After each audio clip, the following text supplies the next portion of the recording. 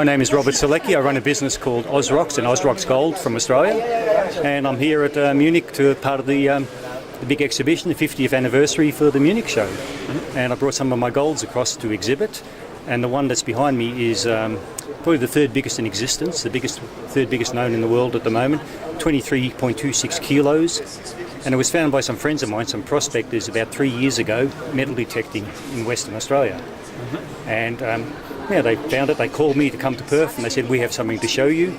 And they came into my office there in Perth, walked in, and they were carrying a bag, and it dropped on the ground because the handle broke. And I thought, gee, what's in there?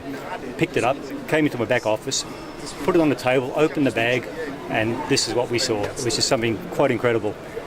And so we did some negotiating, and I ended up purchasing the piece, and then later on I sold it because it was a lot of money and I just needed to, and now it's part of the Pinnacle Collection.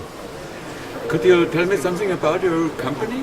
Yeah, my company have been operating for a long time. I started the business as a hobby in 1984, just a hobby as a kid collecting rocks and crystals, and I started the business really to pay for my purchases of crystals, and it was a lot of fun, but it just grew and grew, and I was a geologist by profession, which I eventually gave in, and just to become a full-time mineral dealer and collector.